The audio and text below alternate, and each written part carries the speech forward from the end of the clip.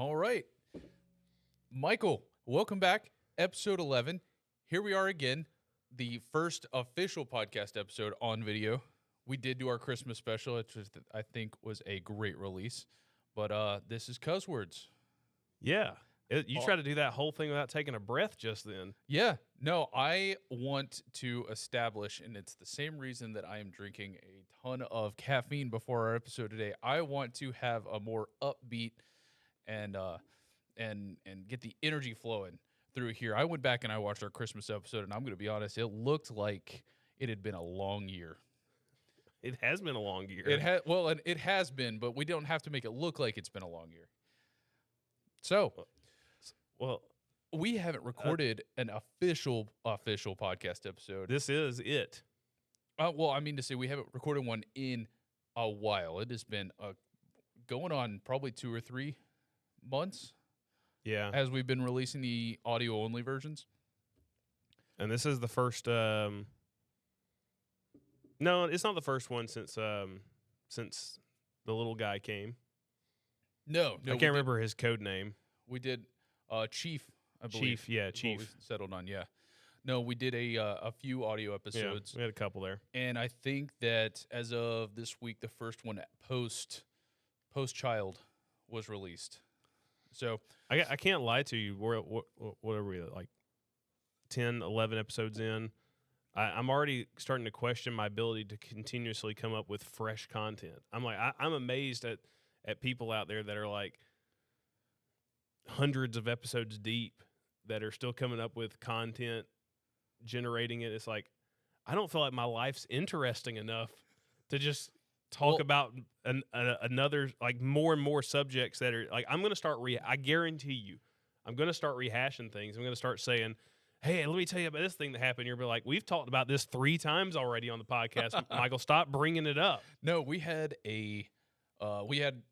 the unofficial, like, extended family Christmas dinner yesterday, and you or one of our parents was talking about something that was said on the podcast, and you're like, we talked about that on the podcast? I had We've no only recollection. Done 10 episodes. No recollection of any of that. And you didn't even remember. Yeah. Sleep deprivation, probably. Well, catch the audience up. How's things going being a dad? It's great.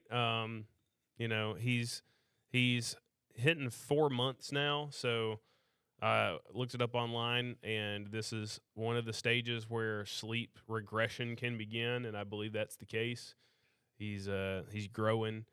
His mind is rapidly developing, and he has decided he's not really interested in being rocked to sleep anymore. He doesn't want to nap nearly as frequently, it seems like, as before. He fights it harder. He fights going to bed harder. So trying to figure out the ways of getting him to sleep. I mean, it's a kind of a guessing game every time it's nap time or bedtime, how to figure out how does Chief want to go about this, because it seems to change constantly. Just straight sleeping. That's sleeping, napping, more fussy than before. Oh, he was getting a little fussy yesterday. Oh, he's been fussy. Yeah, he's been fussy. I mean, are you feeding him enough? Absolutely. Because that's probably the biggest problem. I know yesterday when you had I him don't out, feed him. I'm aware. He's attempted to, but I mean, there's dry bone. Well, right we there. can't. There's nothing there. All right. Well, I'm gonna hopefully assume that you hadn't let him try to latch. Not a Peter Griffin situation here. Okay. But so he we through were a shirt. yesterday. He was like, "Hey, I'm right here. You're right here. Why not try?" It's instinct. Well, Yeah. we were all eating yesterday, and I noticed he started getting fussy because we were eating and he was not. And I figured that's just an instinctual. That's just a Giddens thing. Oh yeah, he's ready for the solids. He's not. He can't eat the solids. He can grab things pretty effectively. When are you allowed to start doing like the mashed peas and stuff? When does that kick in? Because that's got to be coming up, right? It's later on. I don't know exact time frame here, but I want to say that's like 8 or 9 months. 8 or 9 months? I think so. Well, that time will pass by quickly. And he's We'll not be there supposed soon to enough. start teething yet, but he's already sticking a lot of things in his mouth and trying to munch down. So I think he's ahead of schedule on everything That's right just now. So eating. it wouldn't shock me if he's ahead of schedule on teething too. That's just Giddens' instinct. He's trying to like get used And when to he chewing. squeezes, he'll like sometimes he's got a death grip. Like he's been squeezing my finger lately, and it is instantly like, all right, watch this for the camera. I'm squeezing as hard as I can, You can see a little bit of discoloration, Yeah. changing. When he latches on and grabs, it's quickly purple, Well, much quicker than I can do to myself. I can actually attest to this. I held his hand when we were saying grace before dinner yesterday. I reached out and I grabbed his hand, and he latched onto my finger, and I was really impressed with his grip strength. He's hurting people right now already. Yeah. Not even 4 months yet, and he's pinching and grabbing and making fully grown adults jump back. I mean, if I don't, everything's got to keep progressing, but if his strength keeps going at this rate, I mean, his age group's got to watch out. He's going to be playing on the offensive line for somebody somewhere. Well, we'll have to we'll definitely keep folks posted, but I appreciate you recapping the last couple of months just to know where we're at on the development. Healthy baby boy. Nothing. You can't ask for anything more. I mean, glory to God for the fact that everything so far is all we could ask for, wifey and I, and we'll just keep praying and hoping that stays the same for us. Yeah. Well, you said you had a topic you want to talk about. Well, one of my topics was kind of a meta conversation about not having enough content to talk about, like in day-to-day life. Because like most time I just like wake up, go to work, do work, come home, go to the gym. Yeah, the everyman life. Yeah. So I got a thought. Eat like Brock Lesnar. Eat, sleep, work, repeat, whatever whatever it is. But I mean, you get life experiences here and there, but once you get to our age, it's kind of just grind out the day to day. So, well, we are at how many nostalgia trips can we do? Today is December 28th. What are your plans for December 28th, 2025? What are your plans for 2026? Have you got anything? Eat, sleep, work, repeat. That's it? No, I mean personal goals. You got anything you're trying to do? I mean, even in the gym. I believe you said you're about to start a new routine. I know you're about to go on. I'm like in the dead middle of my routine right now. What does Michael's routines look like nowadays? I'm in a CrossFit routine right now. You're doing a CrossFit which routine is pretty in a gym that is not a CrossFit gym. Well, yeah, I mean, it is what it is. You make do with what you got. But I wanted to challenge myself, and it's tough. Yeah. My cardio is not good enough for some of the things it calls for. My goal is to eventually do a muscle up. Okay. Not close. That's right now. That is a big goal. Muscle ups are and tough. It's weird because I can deadlift over 400, squat over 400. Real quick, explain to the listeners what a muscle up is. So a muscle up is you're on like a pull-up bar, and you're just free hanging. You pull up, and then a regular pull-up, you're just going above the chin, right? You're just pulling above the chin, dropping down, pulling. So a muscle-up, you go above, you keep going past the chin, push yourself all the way up to where you're above the bar all the way up to your waist. Yeah, so it's almost like you're using your triceps to extend it out. Yeah. Okay. And then you come back down all the way and back that is down. a big ask for somebody that has had not super recent, but a recent enough shoulder injury. Yeah. That's going to be a tough one for you. Torn labrum and torn rotator cuff in the right shoulder. So, but I mean, that was, how long ago was that? That was in the summer of 22. So, I feel, in terms of shoulder, I feel all right. I mean, I feel was that about that. I feel back. I feel around where I should be at this point. Left shoulder also kind of flares up a little bit. So for Christmas, and we touched on this in our Christmas episode, but we have the tradition of going and maxing out with our boy teach. Yes. And I believe this time around, you were the only one that got something new. That's true. That's true. I did get a new bench press max, which was nice. I had a shoulder injury back when I lived in Colorado, and it has been slow going since then. And I got that injury doing bench press 20 pounds lighter than what I was able to push up this on Christmas. Yeah, it's a So- good feeling when you've hurt something and then you PT slowly get it back until not only are you where you were when you hurt it, but then you're past that point. Yep. Because my bench has also gone up since I had my shoulder injury. So Well, let me tell you, I think a lot of it has to do, and I think we touched on it before in the past, the stick. Right? These sticks that I have. So he's got a stick, guys. Imagine like when you think about the way that I work out with this thing, it's a lot like Darth Maul Yeah. swinging his double-ended lightsaber around, but it's a metal weighted stick. And I mean, I'm- you've progressed because at first it was I was had just a one wooden stick. I started out with a full-on full-size bow staff. Yeah. Right? And then I realized that was a little bit limiting, and it was too light, it was too easy to use. And then I moved up to a not like full-sized barbell, but Yeah. a miniature one that you'd have at like a little home gym, like cheap thing that they actually had at the gym. And so I just started swinging that thing around, and it would only weighed 5 pounds. After a while, that one got too light, and so I looked up online. Honestly, I used that 5 pound one. The bow staff was only 2 pounds, and then I used that 5 pound one probably for like 3 years, just to move it around, and just rehabilitate my shoulder, just to swing it around. And then eventually, I got to a point where I'm like, this thing is too light. Mm-hmm. After I have certainly busted my head open a couple of times with it, but that one was too light. So I wanted to move up to something heavier.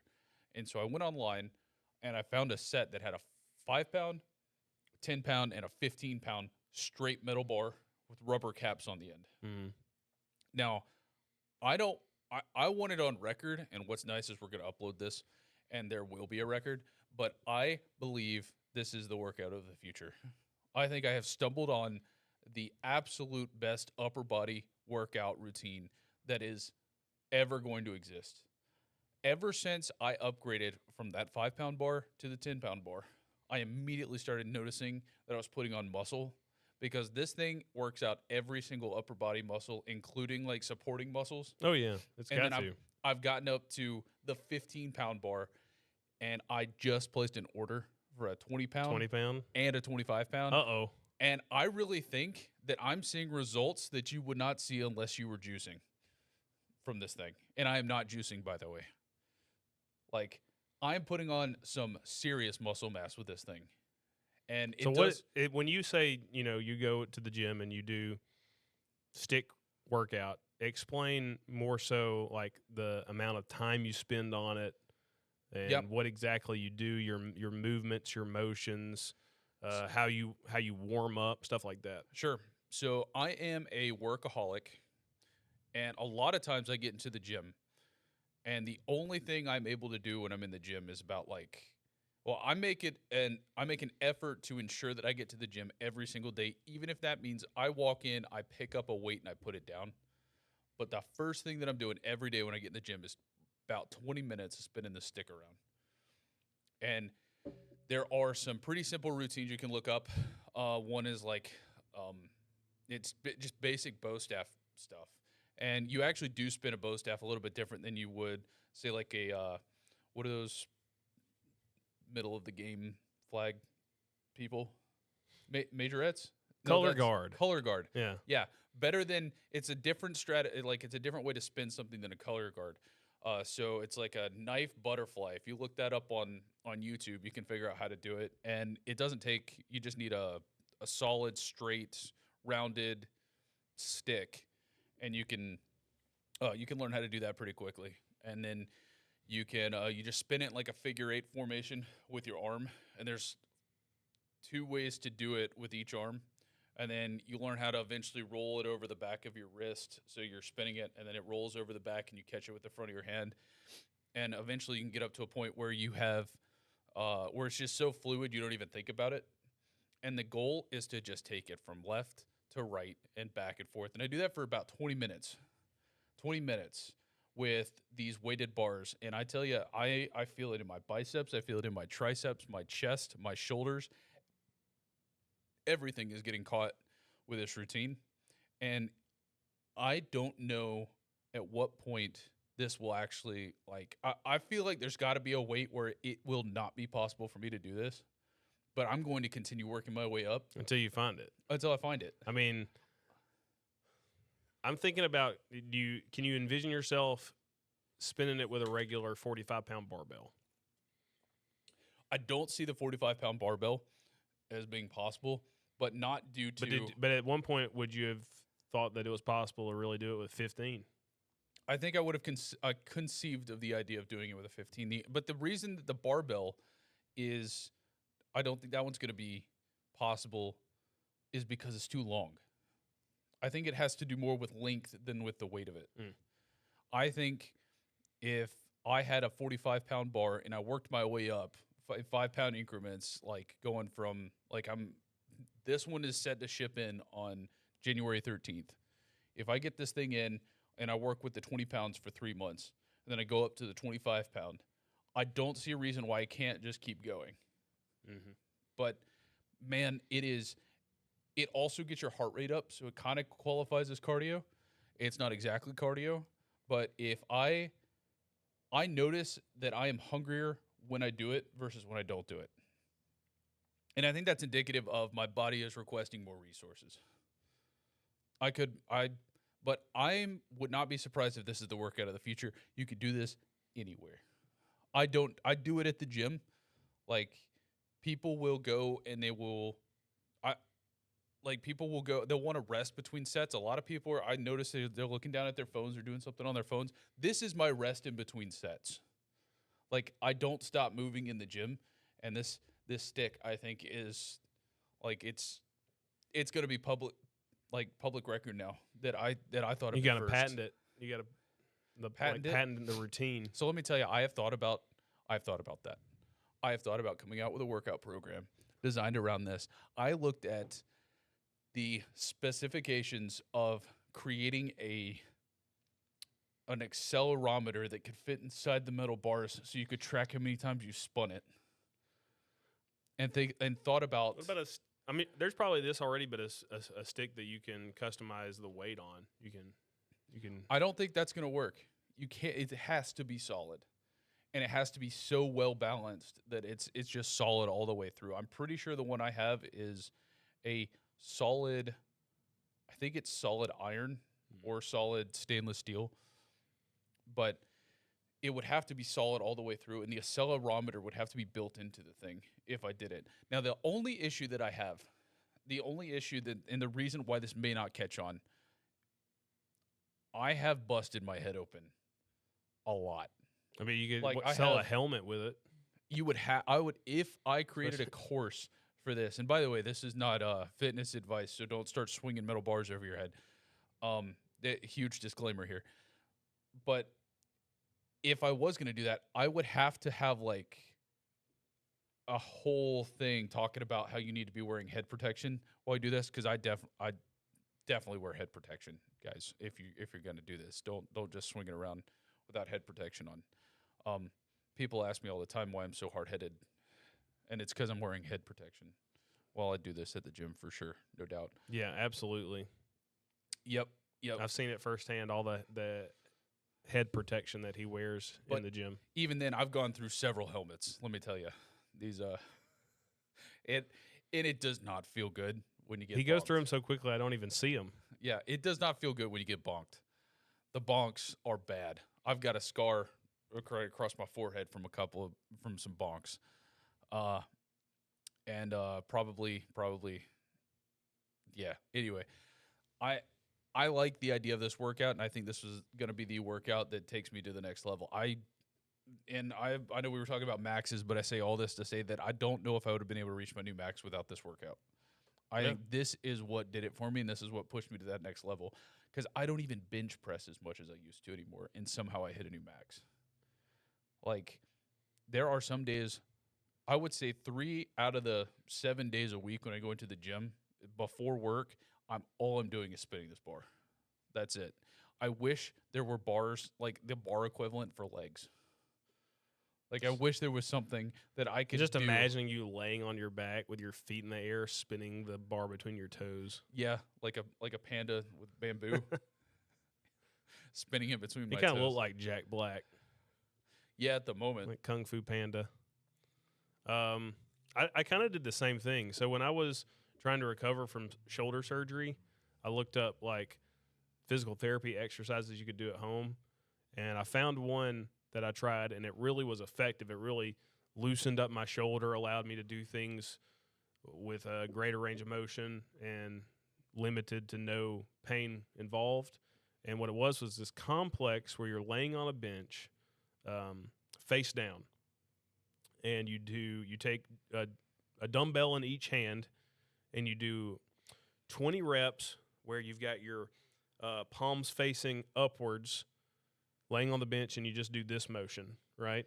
Then you do 20 reps where you just turn your forearms, Okay. go the other way. So now your palms are kind of facing outward, but you're still pulling back. You're still Okay. pulling back like this.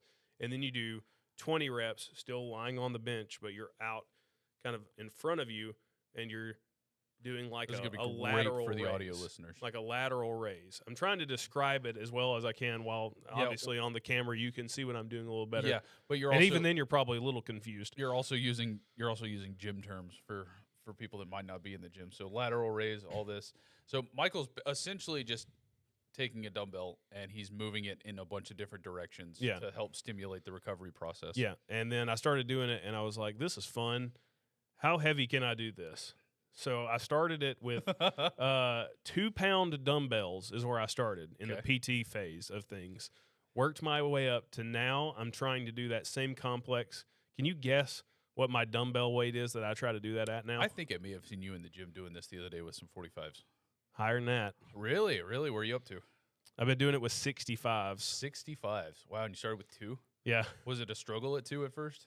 Well, in PT, yes. Okay. All right. But now you're getting up. You're going up And up. it's a struggle at 65. I'm not saying my form is probably where it needs to be, but I'm still moving the weight at least. And I can do it with accurate form now with 35s. So completely accurate form. So a couple of things have happened to us at the gym. Not to derail your what you're talking about, but a couple of things have happened at the gym since the last time we recorded our podcast. Do you recall us listening to some music in the gym with Teach? Yes. Yes. So the Michael alter ego from the Slim Shady, I suppose, of yeah, I've always been a big fan Michael- of rap. Michael from when would you say 2018 to 22? Because it really did stop during the injury. Like the injury is what killed your Yeah. alter ego. Yeah. So a one Mr. Stingray On SoundCloud. Got somehow added into the playlist of the music we were listening to with Teach in the gym. Yeah, it was as a little well. bit of a throwback there. Yep. And there were some lyrics in there, and I don't know if, Michael, you can recall those lyrics off the top of your head, but it caught the attention. There's some metaphor about writing your own Bible Yeah. or something. Caught the attention of a preacher in the gym, and I think not preach, completely different preacher, local First Baptist preacher. And I'm going to let Michael take it from here because I think he can tell it a little bit better because I was almost half checked out. Yeah, well, probably the one that could tell it the absolute best is Teach. But so we were just listening to all the different songs, and this was actually a Dust in the Wind cover That's where I sang the chorus on it and then rapped where the verses should have been. So I was what's the terminology? A sad boy, BOI. At the time I wrote this cover. So it was kind of depressing lyrics. And in the last verse, I say something to the effect of, and this was while I was trying to write my Stingray EP album.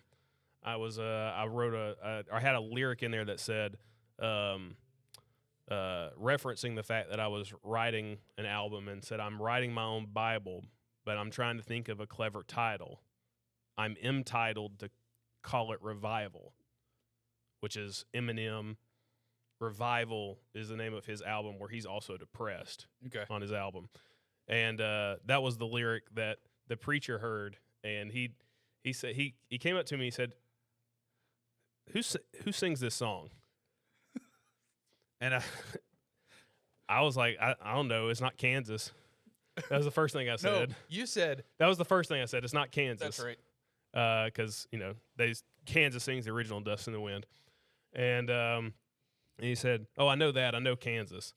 And I said, oh, well, it's me doing a cover. Actually, I think I may, he said that, and I think I pointed at you. Pointed at me. I was like, him? Yeah. And I said, it's me. Is it good or bad? That's right. Yeah, he got self-conscious about it. It's like, and he didn't say anything. He just kind of stood there. So I don't know how to take that. Probably bad. But then he said, you can't write your own Bible. And I was like, I didn't want to, I 100% get what he's saying, but I didn't want to get into it that it's like, it's not me actually saying that. Oh, he also said something to the effect of, that won't work out well for you. You don't seem like much of a cult leader. Oh, that's right. He did say that. He's like, that won't work out well for you. And then I was like, and no, that's what he said. He's like, I don't think that would work out well for you. You starting a cult. And I said, well, if I know this man, he's no cult leader. Yeah, we're drinking Kool-Aid immediately. Yeah. Yeah, he didn't like the Bible reference, and I get why he didn't, but at the same time, it's not literally meant to be, I'm trying to start my own religion. Well, you got to think, this is small town Alabama preacher vibes. Like, if he listens to anything outside of gospel music, it's likely country. I can't say that for sure, but country lyrics tend to be very surface level. And so when he's used to listening to music, he probably doesn't understand, double entendres and metaphorical and it's just lyrics. It's what jumps out and catches your ear too, because you can completely miss the line before it. You just hear a line that you like or don't like. You don't understand the context of what came before it or what's coming after it, because a lot of times people hear one thing and then they check out from what's coming next as well. Right. So he didn't hear the fact that I was mentioning that I was writing an album or I'm writing my own Bible. Right. And he just heard writing your own Bible, and plus, he wasn't a fan of it. I think he heard an opportunity to jump in and go full preacher on whoever sung this song. Like, he wanted to start acting like he was going to rip him a new one. And he was thrown off by the fact that you were the one that wrote it and sang it. But that was a fun experience. And I believe, was this the same time that we had to help him get into the because he left his keys in the tanning bed? Were you there for that? Might have been right before you showed up. No, I wasn't there for that. Okay, yeah. Well, we had to help him. He left his keys in the tanning bed, and he couldn't get in. And so Matto and I boosted him over the wall. Yeah, that was yeah. He's a great guy. I've had long conversations with him. Yeah, I don't what he was challenging on in terms of that song and that lyrics, I got no problem with. I get why that would offend on a base level. You hear somebody saying, You're a devout Christian, and you hear somebody saying, I'm writing my own Bible. That's fighting words to a certain extent. Oh, for sure. Yeah. Yeah, you can I can totally understand. I mean, that's a John Smith type moment right there, right? Yeah. I'm not too familiar with the Mormon stuff, but I'm pretty sure that's how. Speaking of Mormons, if I ever got a chance to be a college football commentator, yeah, and I was getting to call a game with BYU or Utah in Mormon country. Don't say something offensive here. We got Utah listeners. I would love to say if one of the or it could be college basketball, really any team sport. Okay. Where you are sharing the ball, sharing. I would say Mormons know a lot about how sharing is caring.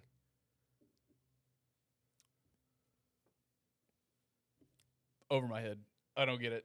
But I bet there are listeners out there that do think it's funny. And I've gone back and listened to a couple of episodes that we recorded just to listen to them, and I will catch jokes that you say that in the moment totally missed. I probably didn't catch them either, and I said it. Well, let's pivot off that. You had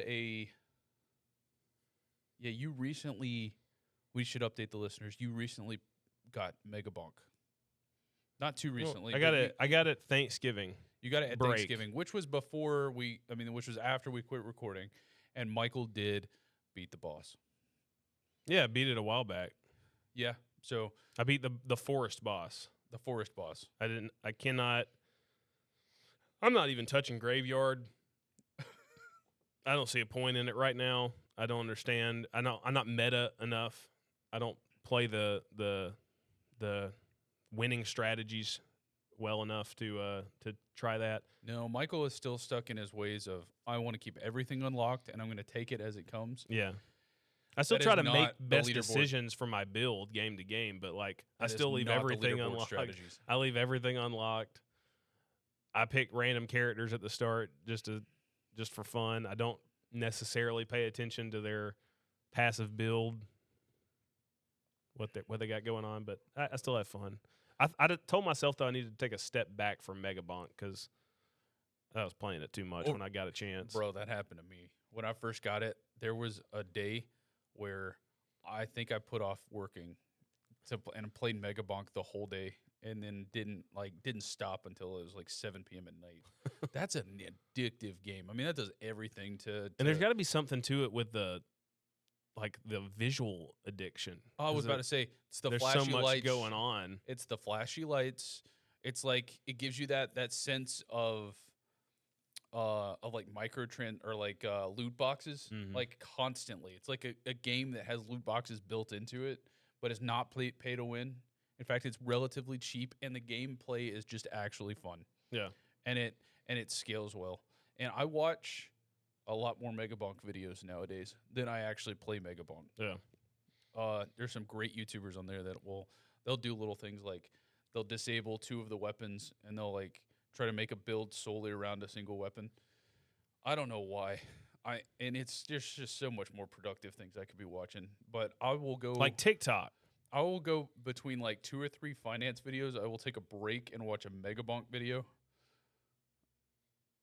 So I'll be looking up like, what are some of the better ETFs I should be looking at for a specific sector, and then bouncing around ideas in my mind. Okay, how do I want to rebalance? And then it's like a Dex video pops up for Mega Bonk, and then I just go like my brain just turns off, and I just end up watching that video. Yeah, it's it's a lot of fun. Oh, I got a story. Is this good for the video, by the way? My ear was itching real bad, and it wasn't like the outside of my ear. It was as inner ear as possible. So I had to take my headset off and really dig in just now. Great. I should tell about the issue I had with my girlfriend's Christmas present. That is a good story. And by the way, before you get into that, you know how for the bonus Christmas episode, I wore a Christmas crocheted sweater. Yes. Well, this week I am also wearing a Christmas present. Did your girlfriend make that? That's impressive. My girlfriend? Oh, wife. Sorry, wifey. Listen, girlfriend. I was thinking doesn't have the same ring to it as wifey. Yeah. You get it? It's double entendre. Doesn't have the same ring to it. I wouldn't have caught that until later. So yeah, it's the shirt. She made this shirt. Did she really? Yes. Bro, I was making a joke. She made the shirt. She made it? She made the shirt. So the sweater is really great. Don't get me wrong, but people see crocheted or knitted things, and you can kind of half assume like that could have been homemade. Yeah. But like everybody sees this shirt and assumes it's store-bought. Like I feel like if I look in the back of it, there's going to be a tag that says made by this, but there's not. No. That's, dude, that's wild. I've had multiple people ask me where I got this shirt from. Really? And I'm like, I got it from my wife who made it. Dude, and this is the business owner in me, but why don't she just start a retail store? Or at least like an Etsy store of Because like homemade shirts. Her ingredient, her material that she makes is her passion and her love for whatever she's making and who she's making it for. Family members, good close friends. And if she's just making it for strangers to sell to, she's not going to be as into it, I'm telling you. Yeah, well, I mean, that's a really I'm assuming the fabric was not made by her, but the way it was pieced she didn't together go shear a sheep or whatever. The stitching is great. Yeah. Wow. I wouldn't have guessed it. I would have thought that was something pulled off the rack at TJ Maxx. And I know we're going for like a more proper uniform, but I'd love to wear what she made for me this Christmas on an episode, but it's a workout attire. We might do, I don't know, maybe we'll do we could do an episode where we wear our favorite workout attire. I'll go ahead and spoil it. So the Jiminy Cricket shirt that she made for me a few years ago? Yeah. I think we talked about this on the Christmas episode. Well, she made a new one. Oh, you got a new one. She updated it. It's Jiminy Cricket with a newer attire of what I typically wear to the gym now versus what was on that Jiminy Cricket. So he's got new shoes on. He's got new pants and new shirt. Okay. Of what I typically wear. She asked me sneakily what my favorite outfit to wear to the gym was, and then she made that. But now it's not just Jiminy Cricket. It's Jiminy Cricket and son, and Jiminy Cricket's holding a baby. A baby cricket? Yeah. Okay. I just wanted to clarify. Yeah, a baby cricket. Now, how could I'd have to see it. I'd have to see a picture of it, or I'd have to see you wear it. I love it.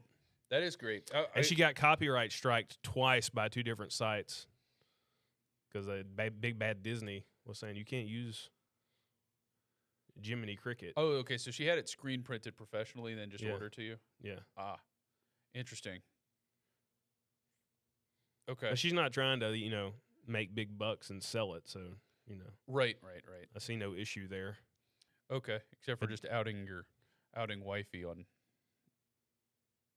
a public podcast. She paid for it. And I mean, that's up to because she didn't, the first two websites that she did it through that copyright striked her, she didn't use. So Disney, your issue is with whatever place confirmed her. It's not with her. Yeah, I suppose that's true. They're the ones that sold it and made money off of it. Yeah, she didn't make any money. She spent money on it. Yeah, there is a local retail store here that they don't care anything about copyright, and they just sell products that are just straight blatantly, Avengers, Disney stuff, like just 100%. They do not care. And it's just you walk into that retail store and everything there is just, they call it custom, but it's really just, trademarked attire and candles and but also it's my understanding that lady is not a very nice lady that runs that store either. No business owners are nice. I disagree. I've met some nice business owners. Do you consider yourself a nice business owner? They're tired. They're not. It depends on how they handle being tired. Because I think it's more cranky than some not are nice. firm and just.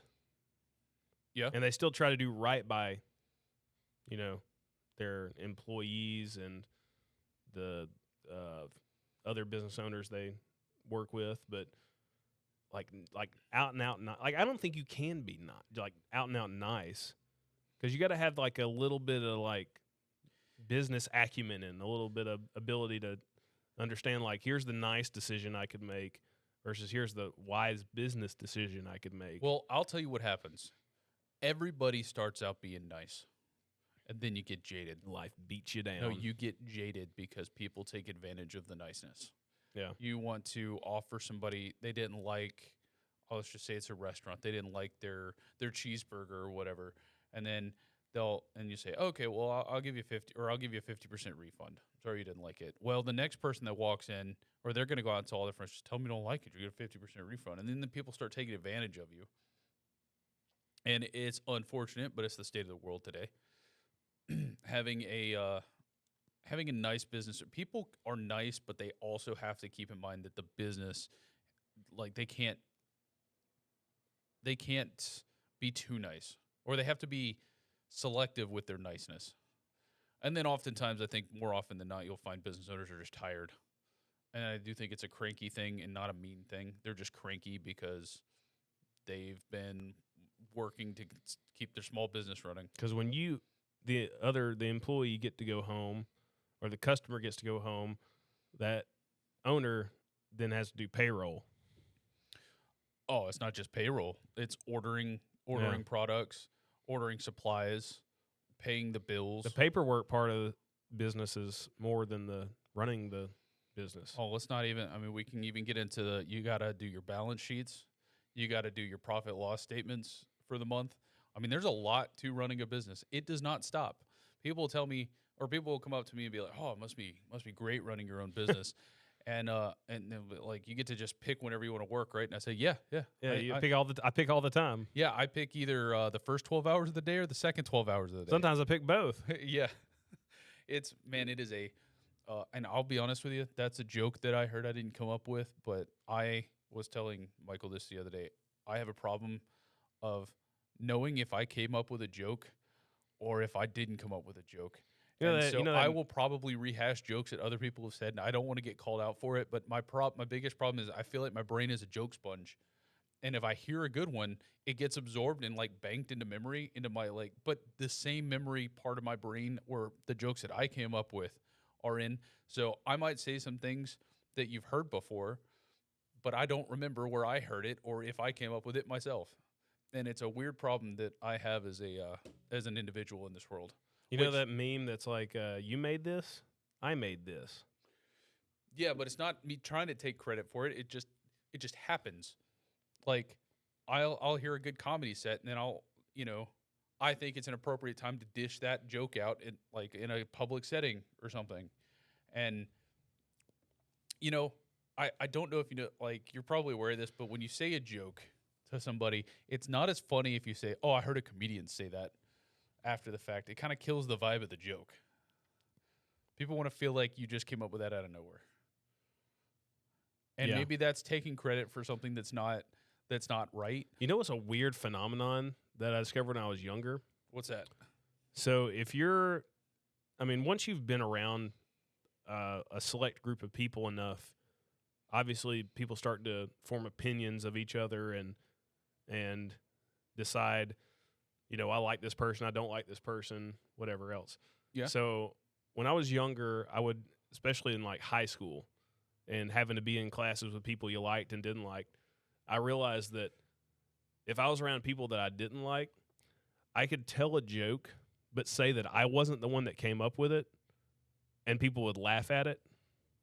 But if I was like, I made that joke up, then people would say that wasn't funny.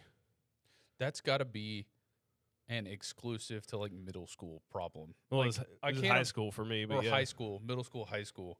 Like I can't imagine adults in real life being that petty. I do remember not laughing at jokes that people that I just because didn't like specifically who it was, even if you were like, "Oh, that's kind of funny," but yeah, I'm not gonna laugh at that because I don't like you. I was definitely a nerd back in middle school, and I remember saying a joke once, and nobody laughed, and then not like 2 minutes later, one of the popular kids said the exact same joke that I just came up with, and everybody thought it was the funniest thing ever. I just sat there like it was a learning moment. It was like I understand.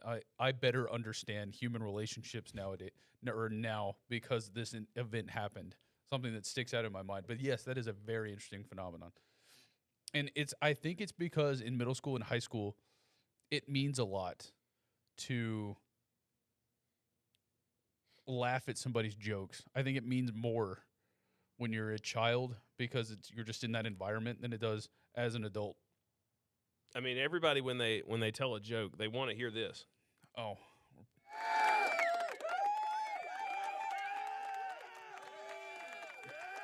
Yeah, that's what they want to hear, right? Yeah, that's. But a lot of times you Oh. you sit instead you just. I guess we and the audience now knows we have a soundboard. But yes. This is going to be Preach's favorite part of the podcast. Oh yeah, no, Preach loves him a good soundboard. Oh man, you're I want to know some kind of things we could do with that. I mean, we have definitely been advancing in our technology here lately. I love how our microphones are working today. Hey, as opposed to don't speak too soon. that's fair. That around this part in the Christmas podcast, we thought they were working as well, and then we found out later they weren't. Nope. There's a built-in microphone into the camera that we use, and that's what recorded our stuff. We had to go back and boost it up. That was a lot of fun. I've also been told we're getting too meta and talking about podcast setup and stuff. But Speaking of podcast setup, is this too meta? I want to Pavlov's dog you, where like every time I like play like this, you give me like a high five or something. You better say a joke that's worth it. Every time I play that, you know what I think is a conspiracy? I think that TikTok is a big, huge Pavlov's dog experiment / weapon on the United States. So China has been training the young people of the United States to react accordingly to certain sounds. And then they're going to unleash this wave of sounds that cause anger or disorientation or confusion. And so everybody's all happy with the sounds that you typically hear on TikTok now, but there's going to be a change in that in the future. I think that China's really screwed us up here. I think it's individual content creators that are utilizing people these latch sounds. on, people latch on to certain sounds, and then the trend just blows up. So China's just going to push the algorithm of. Well, here's what I know about this makes people angry, so let's push this down the road now. They don't have to do it right now. Here's what I do know that's been proven is that the American algorithm versus the Chinese algorithm for TikTok is completely different. And if you look at our stuff is all brain rot, and theirs is like incentivizing people to like get a better education and like educational content that gets pushed on their algorithms. So it's not it is.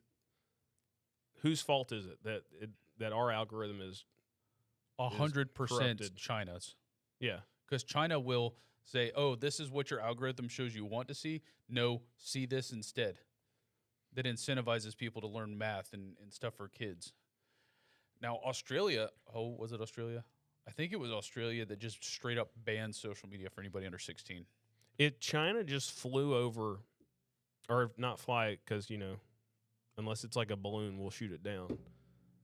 But let's say they fly over a large hot air balloon that's got megaphone in it that just starts playing the latest TikTok dance trend just as loud as it can. It's going through every neighborhood in the United States. Kids will just leave their houses and just start dancing in the road. I don't think that would be as effective as just a loudspeaker that just said 6'7". 6'7" would absolutely destroy right now. But 6'7's on the downward trend. That's what I was told. Is it? That's good because, well, I mean, and that's how memes go, right? Yeah. I don't know what's next, but I'm scared. As soon as parents start saying it, it's not as funny anymore. That's right. That's how it's always That's been. Our job. That's our role be. In society now. You get it, right? Since we're unks, if I'm using that right. I thought unks were like the cool uncle. No. Unks are just like, you're old. Is that what it is? Yeah. Okay. I think so, at least. My thought was like unk is like you get it, but you're not my age. I mean, maybe so, but either way, we're of the older generation now to the point where if there's something that we don't like, the only way we can get rid of it is if we repeat the crap out of it. Well, the brain rot side of things, man, is, I mean, I'd be down for us going back to English, for real. I don't think we can, for real. What's some stuff we used to say that's no longer good? Sweet. I used to say like that's sweet, man. I still say that. Well, I mean, I probably do still say it, but I'm talking about like other people just don't. Like, nobody's gonna what say about that. like epic fail? Yeah, nobody says that. Nobody says that. Pwned. Pwned. Yeah, that was No, one. no, That, definitely that was not. that was gamer. This is all very gamer. Is it Epic Yeah. Fail? Was that wasn't that, there was man? Do you remember before YouTube there was a website called Stupid Videos? No, actually, You really don't. I don't I remember remember. watching most of my like a lot of video stuff early internet. It was had a little jingle. It's like Stupid Videos, and it would play before No, I every don't single remember that. video. Okay. I mean, there's not too many other things I could think when we were kids that we would say that's just that I haven't really like adopted into like the same speak that I talk today. I can't.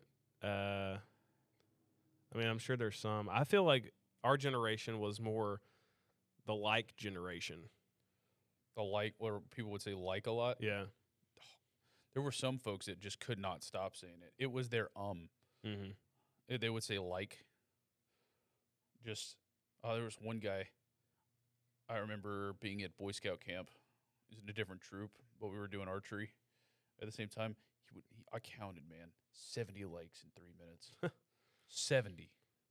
And then I feel like I could be wrong here, but maybe Gen Z's was bet. Bet. Yeah, I kind of adopted that one though. Like I remember one time going to this. It was like a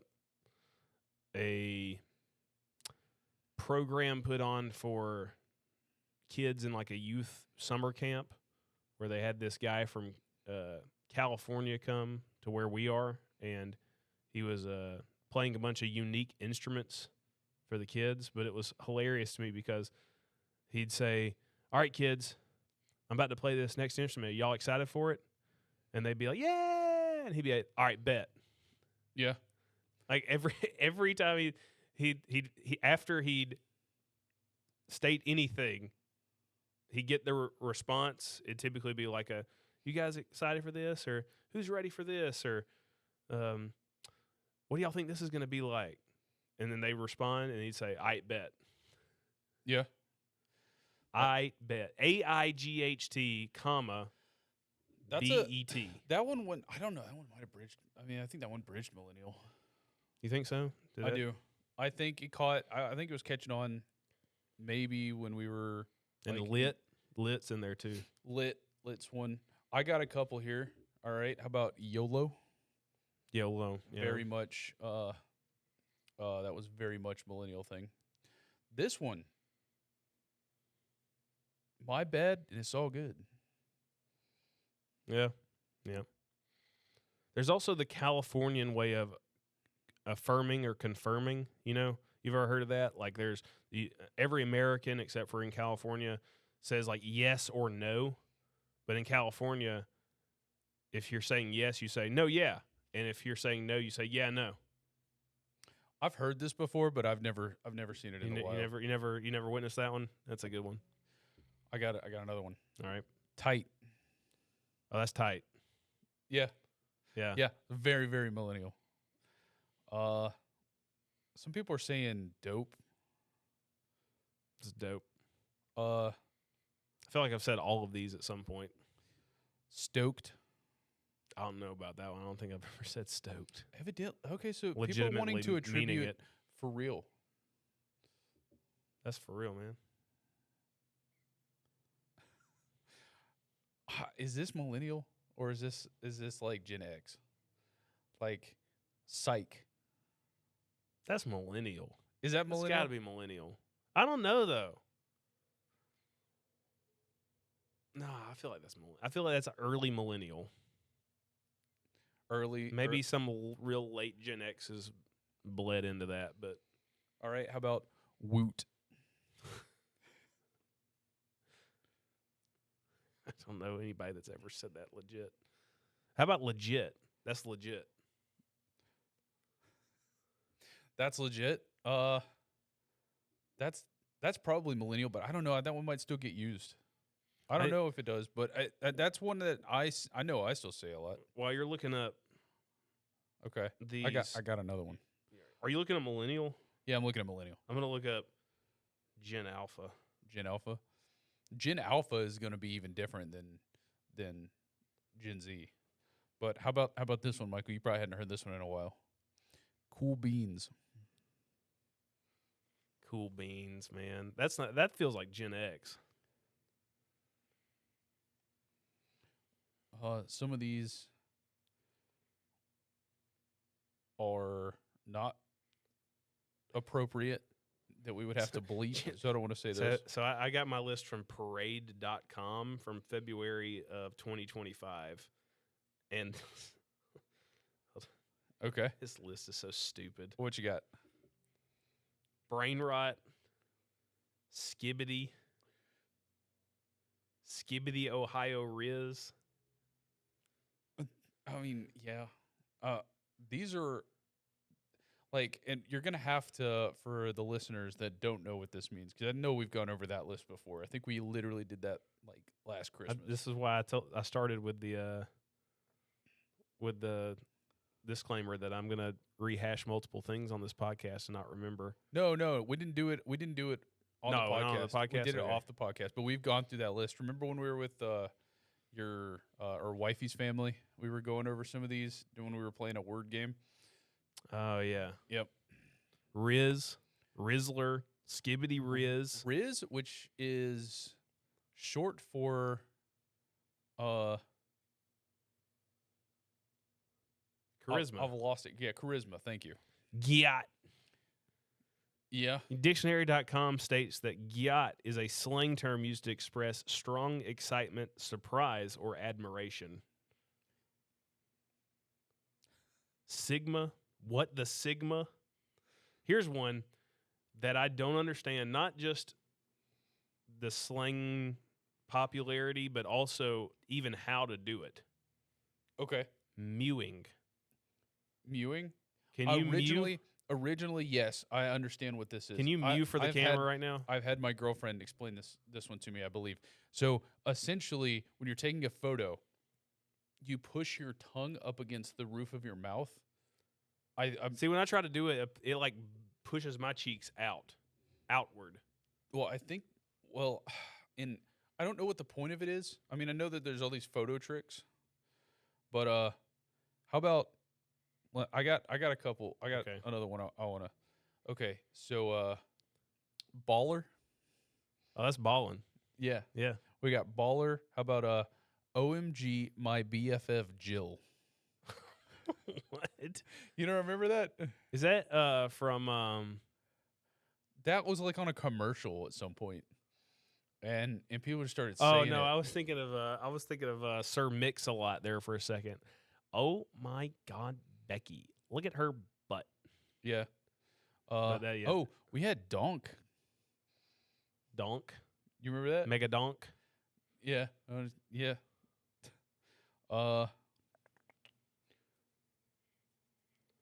Yeah, man. These are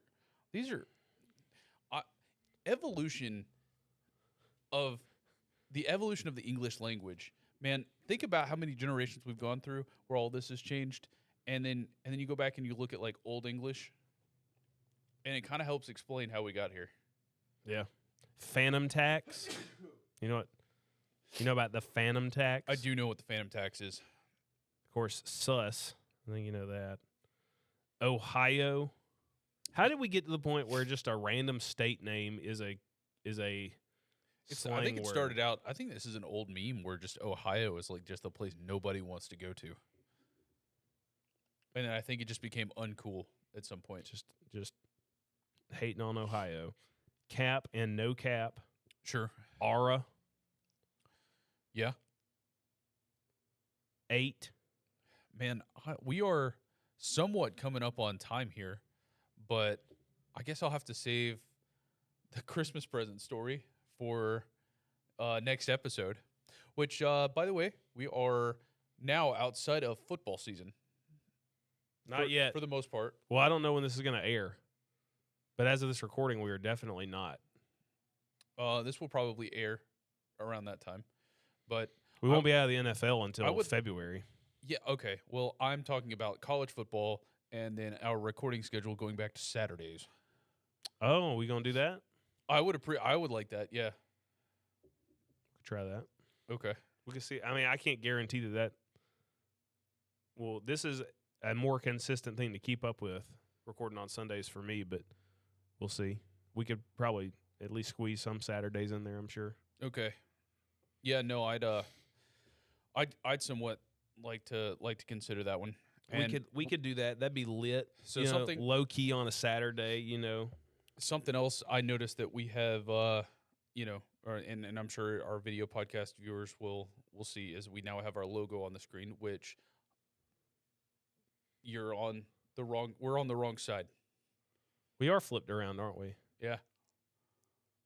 I don't know how we got that mixed up, but I think originally we tried to do it the way that our logo would look, but we're on the wrong side. We could flip our camera around. What if the editor just like snapped his fingers like doot, and it flipped around like that? The logo. So if we had, I mean, I don't know, because I was thinking if we had it like up on the wall here. I thought it was on the wall. Oh, yeah. it's No, it's not on the Whoa. wall right now. No. Yeah, how about that? magic. I was Delulu there for a second. We'll figure out how to do that. Maybe we flip the camera around. I don't know. But we also have the ability now to pull up some potential videos and things that we want to react to. And I think now that we can do this part, Michael, I think we should keep in mind some things that we may want to react to. Or maybe we create a different series where we react to internet trends and themes. That's the thing to do. That's, you know, we gotta react to stuff. Because if we're not, we're just yapping. I mean, there's nothing wrong with yapping. I mean, that's what we're good at, is just hearing ourselves talk. And I got to tell you, it has been refreshing to not just, like, I now have it literally in my ears with the headphones to be able to hear myself talk. I love it. It's great. And to have your own microphone. Oh, yeah. Oh, yeah. No longer are we splitting the microphone, the broken microphone where we were catching a quarter of a microphone apiece. I mean, fam, that old setup was dog water. Now we're slaying. You feel me? Well, and on that note, I say I'm not trying to glaze too much. we But call we it kind of here both on look like this- Chad Alphas. on this December 28th of 2025. We will call the episode Mad there. lit. But thank you guys for joining us and listening on episode 11 of CuzWords. We'll bring you some more tea next time. Yep. Till then.